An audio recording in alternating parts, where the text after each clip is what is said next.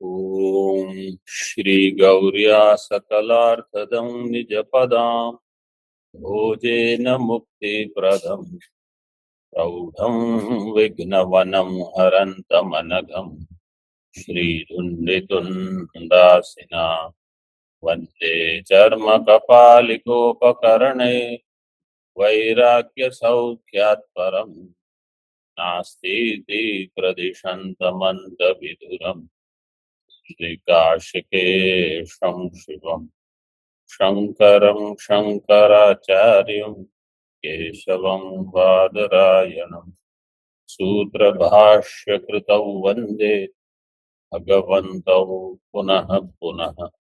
ईश्वरो गुरुरात्मेति मूर्तिभेदविभागिने व्योमवद्व्याप्तदेहाय दक्षिणामूर्तये नमः। ओम शांति शांति शांति।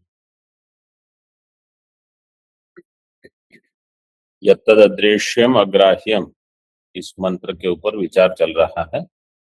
भूत योनि, इस शब्द का अर्थ क्या किया आचार्य ने? भूत योनि अक्षर है, ब्रह्म है। पंचम्य अर्थ अक्षर शब्द का अर्थ क्या किया? पंचम्यंत अक्षर शब्द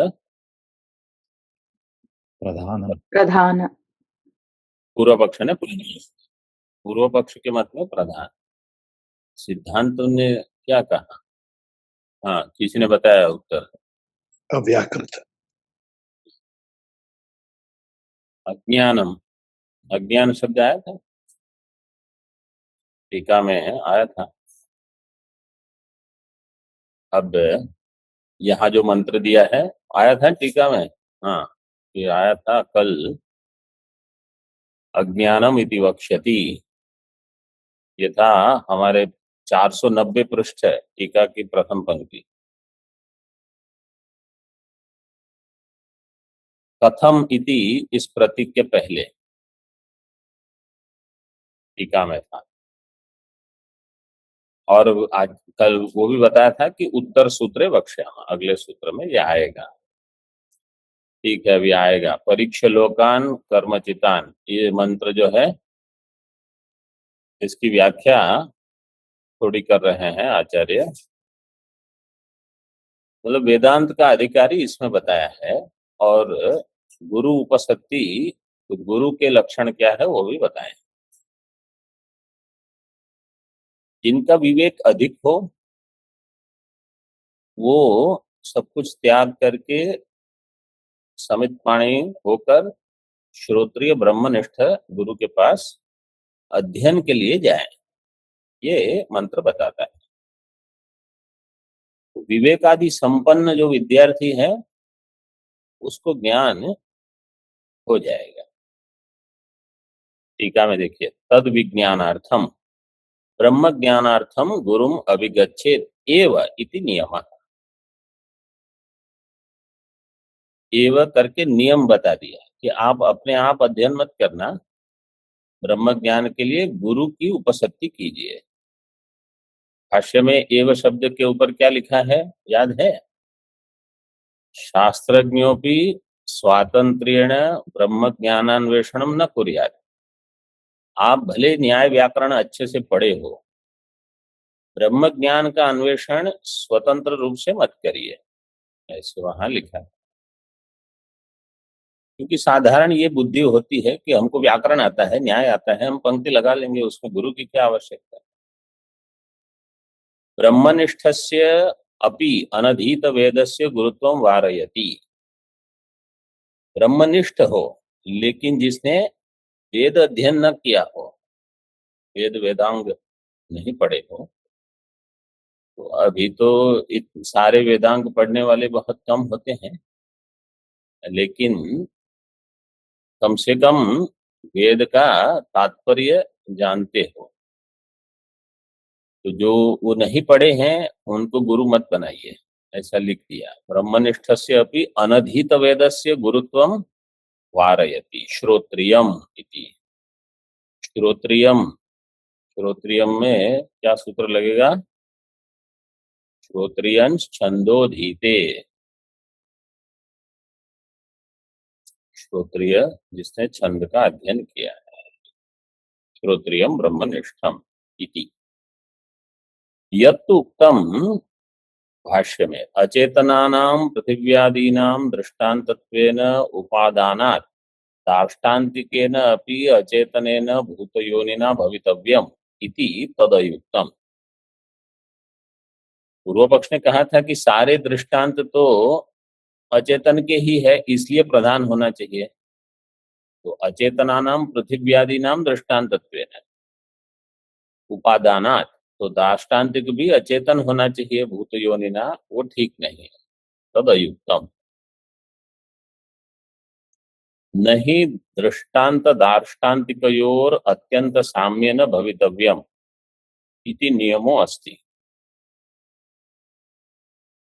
दृष्टांत और दार्ष्टान्त इसमें अत्यंत साम्य हो ऐसा नियम नहीं है, बल्कि ऐसा हो भी नहीं सकता। उसमें कुछ वैषम्य तो होगा ही होगा, इसलिए उसको दृष्टांत कहते हैं।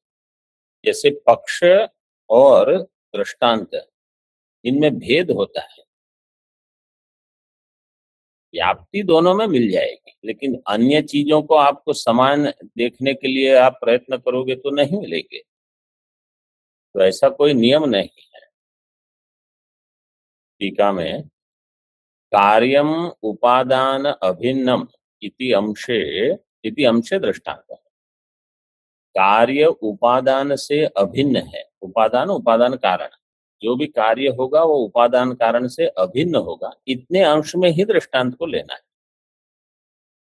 उससे ज्यादा खींच के आप दृष्टांत नहीं बना सकते। सर्वसाम्य तवापि अनिष्टापत्ति है, और अगर आप सर्वसाम्य ढूंढने जाओगे तो आपको भी अनिष्टापत्ति होगी। जैसे इत्याह अपिच स्थूलाः पृथिव्यादयो दृष्टान्तत्वेन उपात्तः इति न स्थूल एव दार्ष्टान्तिको भूतयोनिरभ्युपगम्यते। स्थूलाः पृथिव्यादि, अगर आप कहोगे पृथ्वी जो है वो स्थूल है, उसी को दृष्टांत लेंगे तो इति न स्थूल एव दार्ष्टान्तिको भूतयोनिरभ्युपगम्यते। भूत योनि जो है वो केवल स्थूल नहीं माना जाएगा दार्ष्टान्तिक के दृष्टि से। मतलब इसका अर्थ क्या है कि जो भूतों की योनि होगी उसमें चेतन होगा। तस्माद अदृश्यत्वादि गुणों को भूत योनि, इसलिए अदृश्यत्वादि गुण वाला जो होगा वो भूत योनि होगी। वो परमेश्वर एवं, वो परमेश्वर है। इस प्रकार से इस सूत्र की व्याख्या समाप्त है।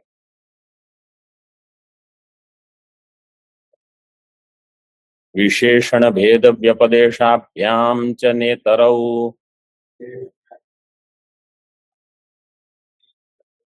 विशेषण भेद व्यपदेशाभ्याम च नेतरौ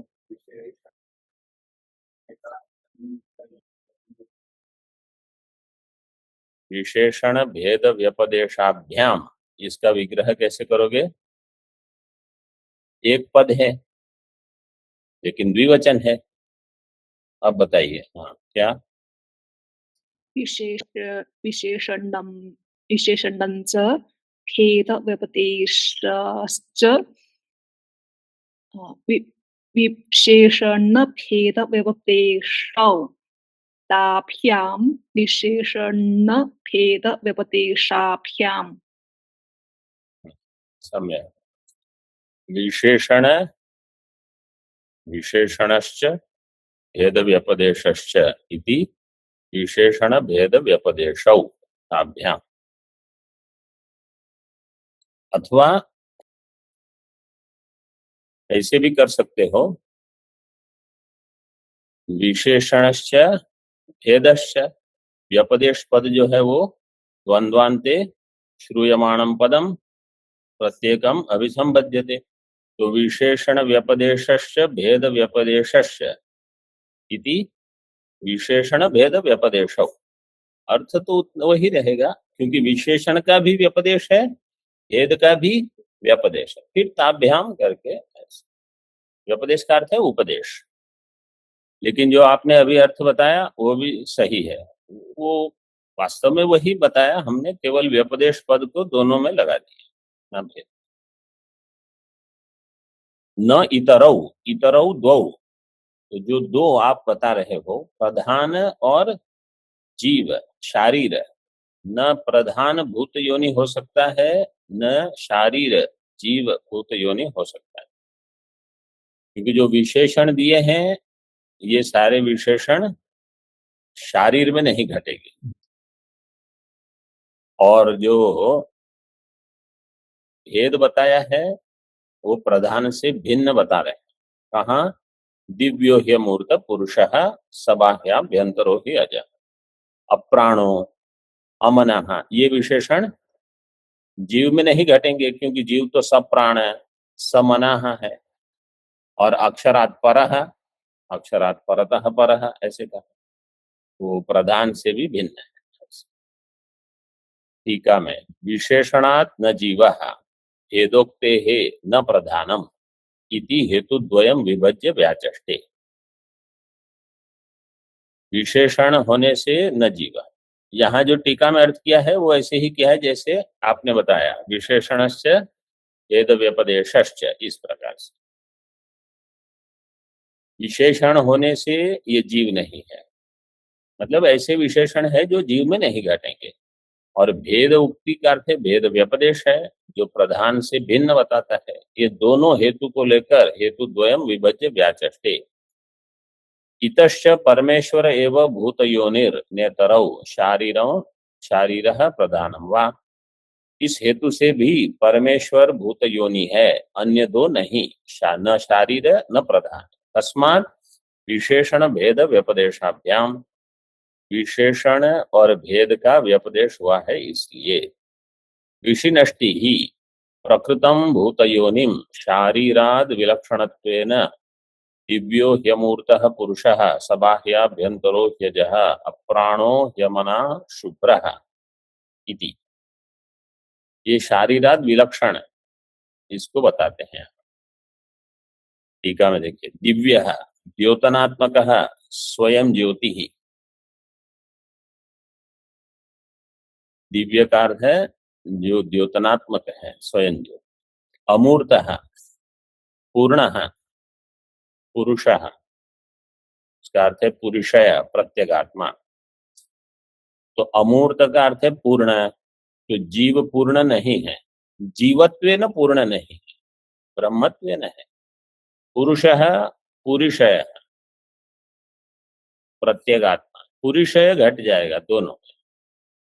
अब देखिए ये जो आगे दिया है सबाह्याभ्यंतर है, इसका अर्थ है अमूर्त का अर्थ किया कि इसको कोई मूर्ति नहीं है, जैसे आकाश आदि ऐसे, तो मूर्त रूप नहीं होने से पूर्ण, ऐसे किया। अगर न्याय की दृष्टि में देखेंगे तो मूर्तत्वम किम क्रियावत्वम, तो जहां क्रिया नहीं होगी, नहीं ये उसके वो उस वैसे नहीं लिया। हाँ, तो मतलब यहाँ अमूर्त का अर्थ है कोई परिच्छेद रहित है, मूर्तिमान होगा तो परिच्छिन्न होगा, तो इसलिए अमूर्त का अर्थ है परिच्छेद रहित, इसलिए पूर्ण है ऐसे। पुरुषः पुरुषयः प्रत्यगात्मा।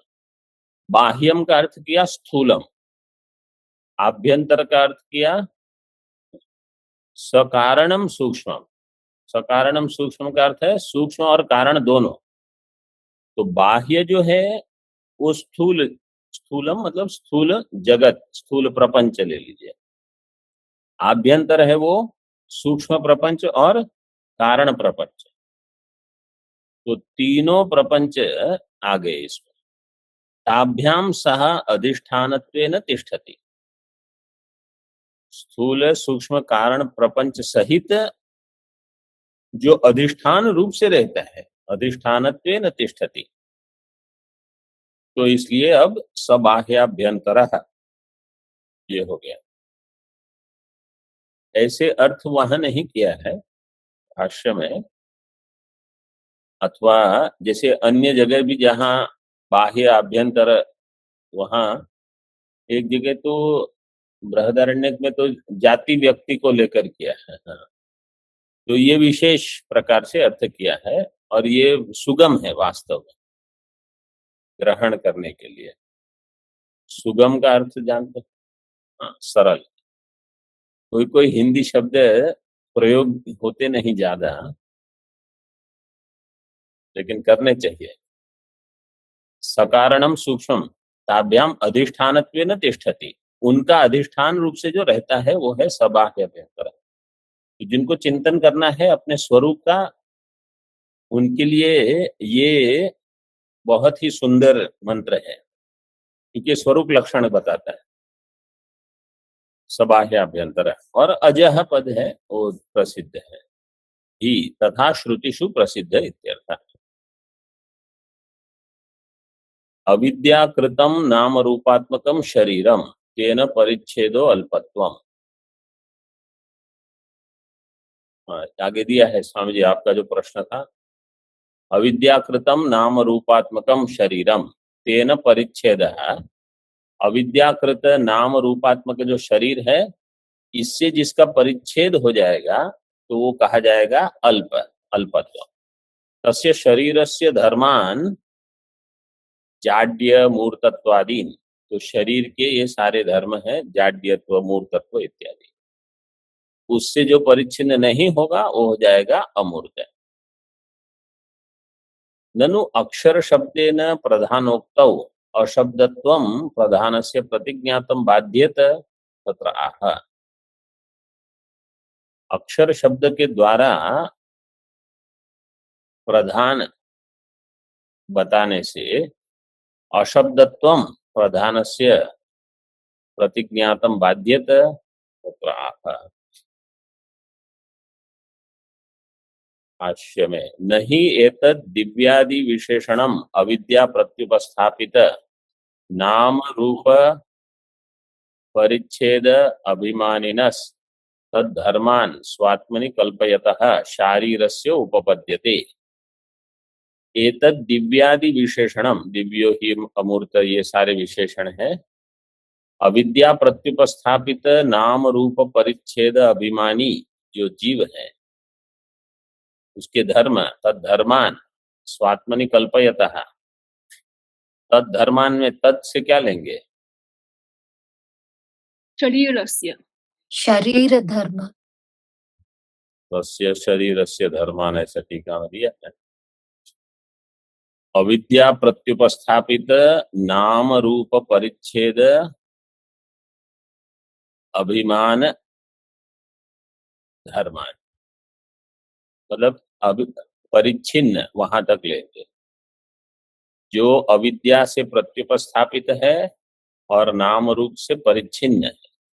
इसके जो जो धर्म है, तो शरीर के स्थूल हो चाहे सूक्ष्म हो, सारे ऐसे धर्म अपने में जो कल्पना करता है, स्वात्मनि कल्पयतः शारीरस्य उपपद्यते, ये सारे धर्म शारीर के होंगे। और दिव्यादि विशेषणम न शारीरस्य उपपद्यते, ऐसे अन्वय करना। न ही एतद् दिव्यादि विशेषणम शारीरस्य उपपद्यते। तस्मात् शारीर में दिव्यादि विशेषण क्यों नहीं होंगे? क्योंकि जो शारीर है वो अविद्या से प्रत्युपस्थापित नाम रूप से जो परिच्छिन्न भाव है उसके धर्म को अपने में आरोपित करके बैठा है, तो उसको ये दिव्य ही अमूर्त ये नहीं घटेंगे। इसलिए यहाँ क्या पुरुष बताया गया है? तस्मात् साक्षात् औपनिषदः पुरुष यह उच्यते। इसलिए यहाँ साक्षात उपनिषद पुरुष बताया गया। अब देखिए ये जो मंत्र है, ये मंत्र ब्रह्म को बता रहा है। ये ब्रह्म का स्वरूप लक्षण है। ब्रह्म अप्राण है, ब्रह्म अमना है, ब्रह्म को न प्राण है न मन है, ब्रह्म शुभ्र है। इसका अर्थ है कारण शरीर नहीं, और स्थूल सूक्ष्म कारण प्रपंच का अधिष्ठान, ये बता दिया। अब जिसको ये चिंतन करना है कि वो ब्रह्म मैं हूं, उनको क्या करना होगा? उनको ऐसे सोचना होगा कि मुझ में ये जो प्राण चल रहे हैं वो वास्तव में मुझसे संबंधित नहीं है। मुझ में ये मन, अंतःकरण का जो भाव है कि जिससे मैं अभी चिंतन कर रहा हूं, वास्तव में वो मेरा नहीं है। वास्तव में मुझ में अविद्या नहीं है। शुभ्र का अर्थ ये है, अविद्या से रहित हूं। इस प्रकार से चिंतन करना पड़ेगा। तो प्राण होते हुए मैं अप्राण हूं, मन होते हुए मैं अमना हूं। तब जो जो ब्रह्म का स्वरूप लक्षण है वो अपने में घटाना पड़ेगा आपको। मैं ही अमूर्त हूं, मैं ही सबाह्याभ्यंतर हूं, मैं ही अज हूं। अज से स्थूल शरीर का निषेध हो गया, क्योंकि स्थूल शरीर की उत्पत्ति है। तो जो जो हमको लगता है कि ये मुझ में है, इनका निषेध करो, तब ये वाक्य हमारे लिए बनेंगे। नहीं तो आप एक बार मुंडक पढ़ लो, 5 बार पढ़ लो, ये अर्थ प्रकट, ये उपदेश साहस्य में ऐसे बताया कि इसको कैसे समझना। ये श्रुतियां जो है, इसको आत्मचिंतन के लिए कैसे उपयोग करना है, वहां ऐसे बताया। चतुर्थ अध्याय, चतुर्थ में होगा शायद, उपदेश शास्त्र के चतुर्थ प्रकरण में, तृतीय चतुर्थ। इसलिए यहाँ कौन सा पुरुष बताया है? औपनिषद पुरुष, साक्षात उसी को बताया।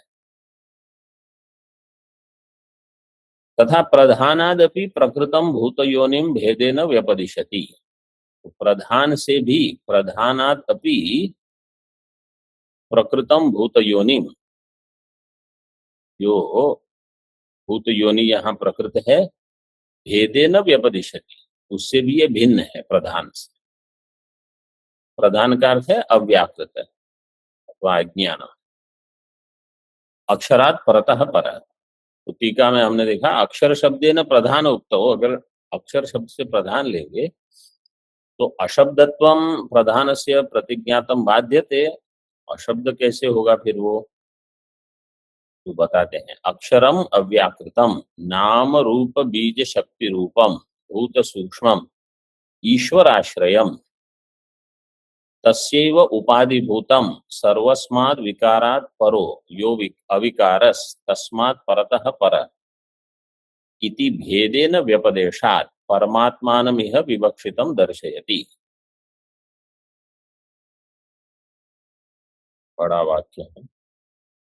अक्षरम अव्याकृतम, अक्षर से लेंगे अव्याकृतम, नाम रूप बीज शक्ति रूपम, नाम रूपात्मक बीज शक्ति है ये अव्याकृतम।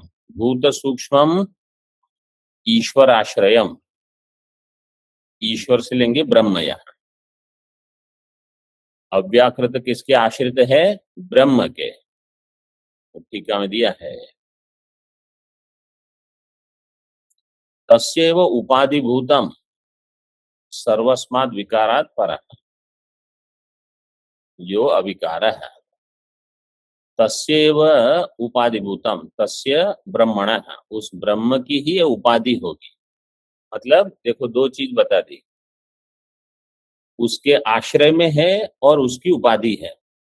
ब्रह्म के आश्रित रहेगी ये शक्ति और उसकी उपाधि भी बनेगी। ऐसे तस्यैव उपाधिभूतम सर्वस्मात् विकारात् परो यो अविकारः, सारे विकार से जो पर है वो अविकार होगा।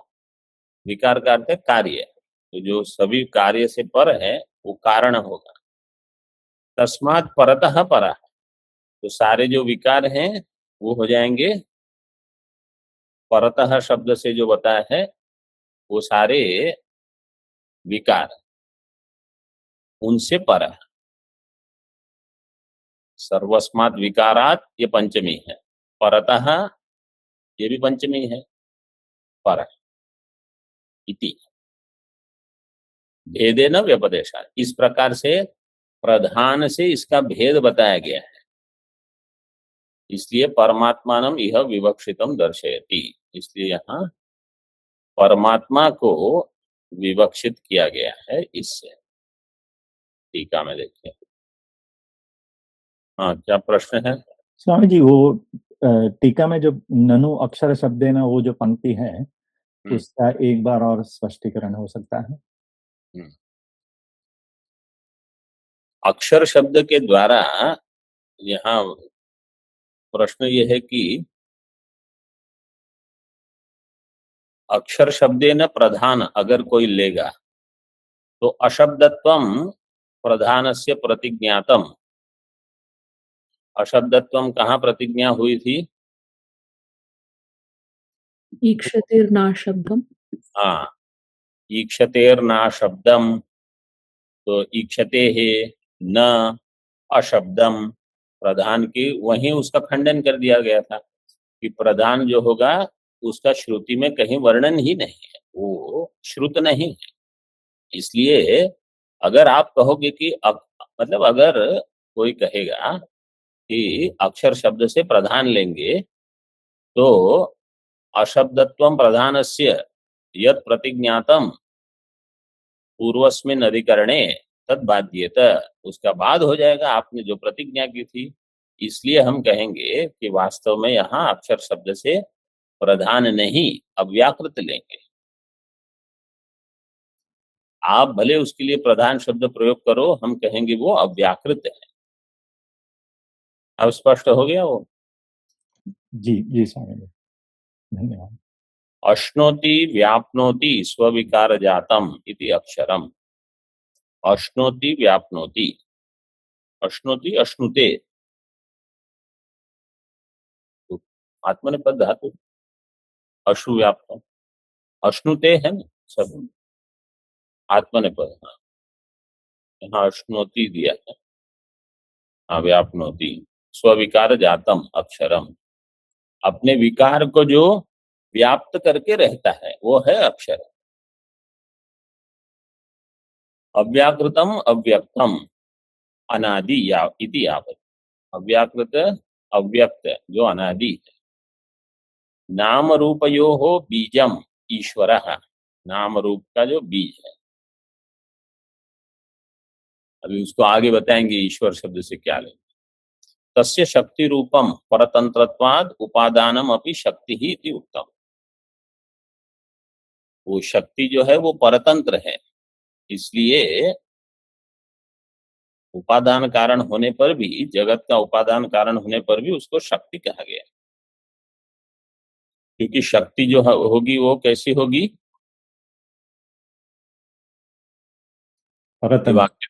हाँ, परतंत्र, परतंत्र। जो भी शक्ति होगी वो शक्तिमान में ही रहेगी, इसलिए परतंत्र होगी। भूतानां सूक्ष्माः संस्काराः यत्र तद भूत सूक्ष्मम। भूतानां, भूतों के जो सूक्ष्म संस्कार है उसको कहा गया भूत सूक्ष्मम। भाष्य में दिया भूत सूक्ष्मम, तो सारे भूतों के जो संस्कार रूप है वो है भूत सूक्ष्म। भूतानाम सूक्ष्म संस्कार यत्र, जिसमें है, वो हो गया भूत सूक्ष्मम। ईश्वर का अर्थ है चिन्मात्र, मतलब ब्रह्म। आश्रयो यस्य तत्तथा, माया का आश्रय ईश्वर है कि ब्रह्म है, ये प्रश्न होगा। तो उत्तर क्या होगा? ब्रह्म। ब्रह्म। ईश्वर पद लक्ष्यार्थ। लेकिन क्यों? हेतु भी तो आपको बताना पड़ेगा। अगर ईश्वर हो समझो आश्रय माया का, तो क्या आपत्ति होगी? द्वैत आपत्ति आते हैं। क्यों द्वैत? क्यों? माया और ईश्वर ये भिन्न है और ब्रह्म भिन्न है। ऐसी सबका आश्रय ब्रह्म। If Maya is Ashraya of, takes Ashraya of Ishvara, then there will be Brahma and there will be Ishvara separate. We will get Ishvara Jnana, but will not get Brahma Jnana. अन्योन्य आश्रय हो जाएगा स्वामी जी। माया की उपाधि से ईश्वर ब्रह्म को ईश्वर संज्ञा मिलेगी और ऐसा कहेंगे कि ईश्वर ये मुख्य हेतु है। हाँ। आधेय भी वही हो जाएगा और आधार भी वही होगा। ईश्वर को अगर आप आश्रय मानोगे तो आश्रय मतलब आधार हो गया ईश्वर, और माया उसकी उपाधि है। तो माया उपाधि होने से जो ईश्वर कौन है, ब्रह्म और माया मिलकर बनते हैं। ब्रह्म और माया मिले हुए हैं तभी उसको ईश्वर संज्ञा मिलती है। तो माया क्या हो जाएगी, आधार में भी आ जाएगी, आधेय में भी आ जाएगी। ये आपत्ति होगी। ये टिप्पणी में ऐसे नहीं कुछ दिया है। ये एक हो गया। इसमें टीका में बहुत मीमांसा है अभी। तस्यैव चिन्मात्रस्य जीवेश्वर भेदोपाधि भूतम। तो अभी ईश्वर शब्द के बदले चिन्मात्र शब्द का प्रयोग करते हैं। तस्यैव चिन्मात्रस्य जीव ईश्वर भेद उपाधि भूतम अव्याकृतम। उसी चैतन्य की दो उपाधियां होने से जीव ईश्वर भेद बन जाएगा। मतलब जिसको हम कहते हैं शुद्ध सत्व और मलिन सत्व। ऐसे ईश्वर चिन्मात्र आश्रयो यस्य तथा यत्तु ईश्वर आश्रयो विषयो यस्य इति नाना जीववादिनां व्याख्यानम तद भाष्य बहिर्भूतम। जो कहते हैं ईश्वर आश्रयो, आश्रय का अर्थ विषय करना है, ऐसा नहीं आश्रयश्च विषयश्च, ऐसा नहीं। जो कहते हैं ब्रह्म आश्रय है वो एक पक्ष हो गया, माया का आश्रय ब्रह्म है। जो कहते हैं ईश्वर मतलब सगुण, आश्रयो इसका अर्थ है विषयो यस्य नाना जीववादिनाम व्याख्यानम, ऐसे जो व्याख्या करते हैं तद भाष्य बहिर्भूतम। तो यहां आप क्या लोगे, आश्रय शब्द से आपको लेना है विषय, और ईश्वर है विषय जिसका, वो है अव्याकृत,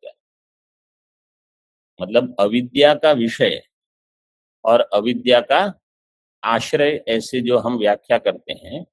तो यहां अगर कोई कहेगा कि उस अविद्या का विषय ईश्वर विषयो यस्य, उस अविद्या का विषय है ईश्वर, इसका अर्थ क्या है कि अविद्या की निवृत्ति होने पर किसका ज्ञान होगा, ईश्वर का ज्ञान होगा।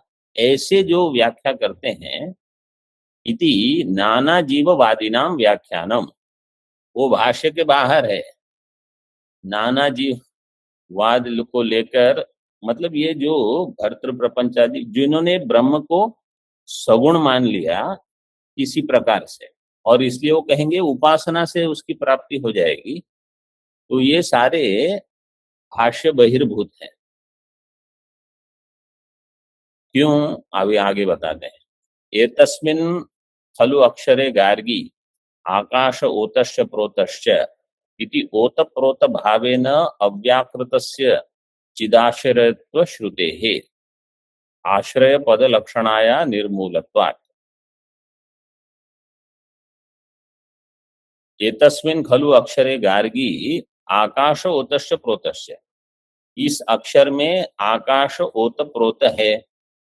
इति ओत प्रोत भावेन अव्याकृतस्य, ये ओत प्रोत भाव से अव्याकृत कहाँ रहेगा, चैतन्य में आश्रित। ये जो 3, 8, 11 मंत्र दिया है एतस्मिन् खलु अक्षरे, इसमें अक्षर शब्द का अर्थ क्या है,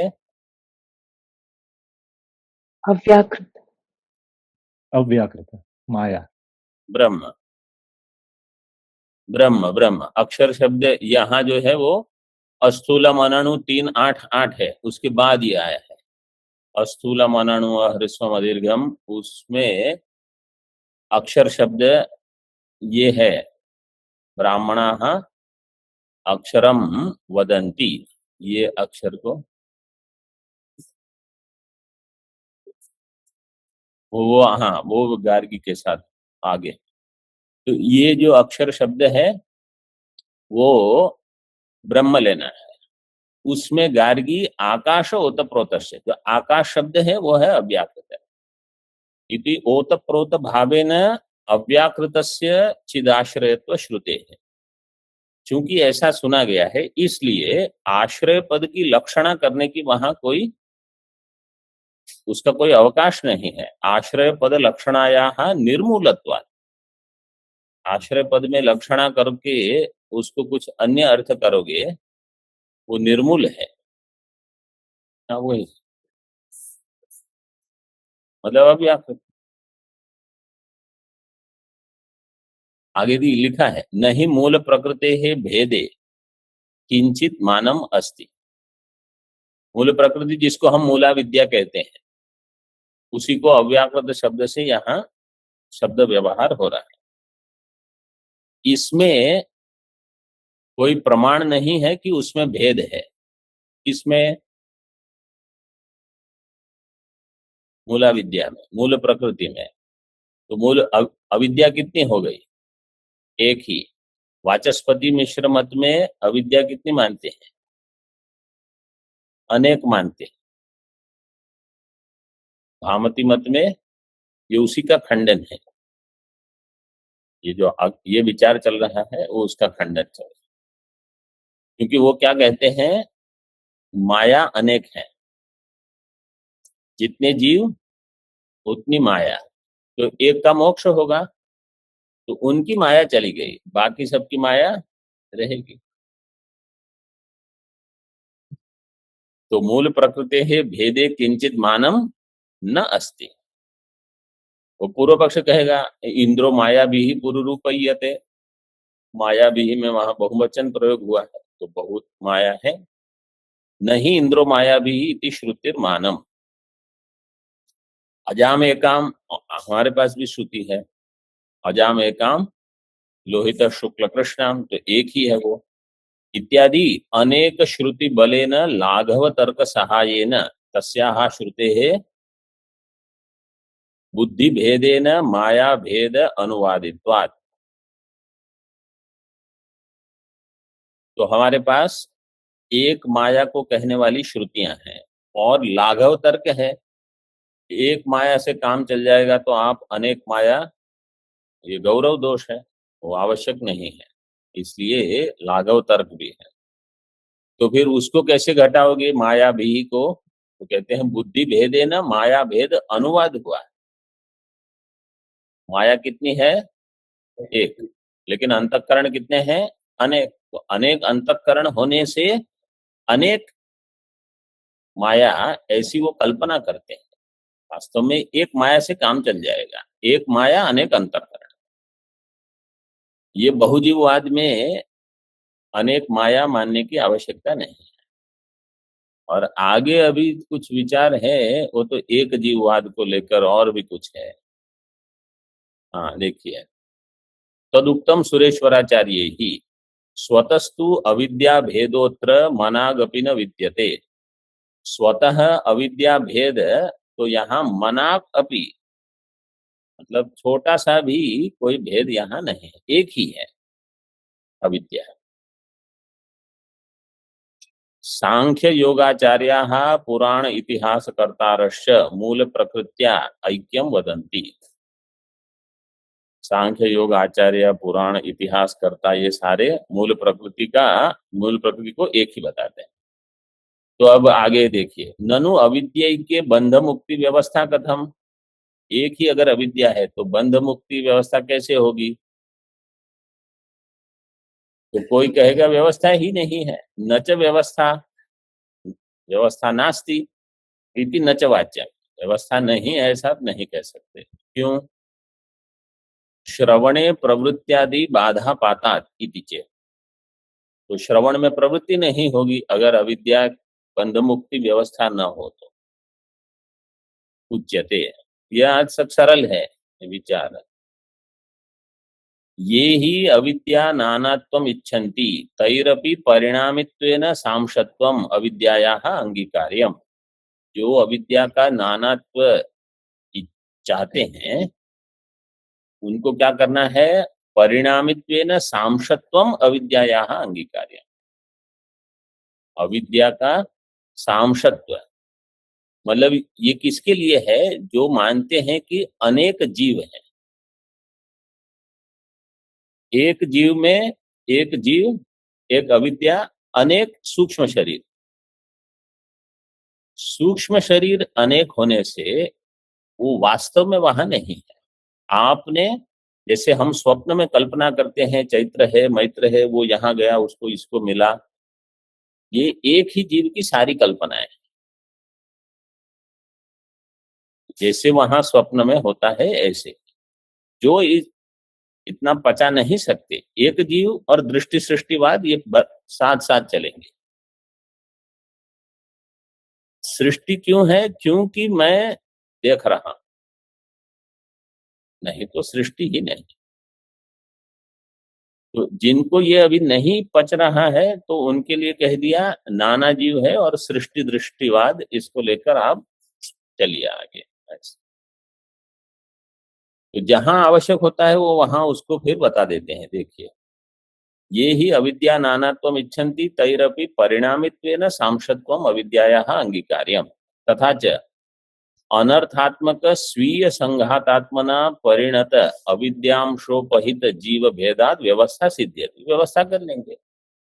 अनर्थात्मक स्वीय संघातात्मना, अपना जो संघात है, कार्यकरण, जो कि अनर्थात्मक रूप है, परिणत अविद्या अंश उपहित जीव भेदात, अविद्या अंश उपहित जीव, वो जीव के भेद से व्यवस्था हो जाएगी।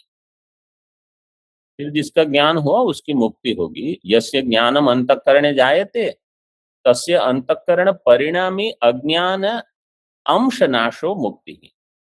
उतने अंश की निवृत्ति हो गई अज्ञान के, सभी का अज्ञान निवृत्त नहीं होगा। ओम पूर्णमदः पूर्णमिदं पूर्णात् पूर्णमुदच्यते पूर्णस्य पूर्णमादाय पूर्णमेवावशिष्यते। ओम शांति शांति शांति।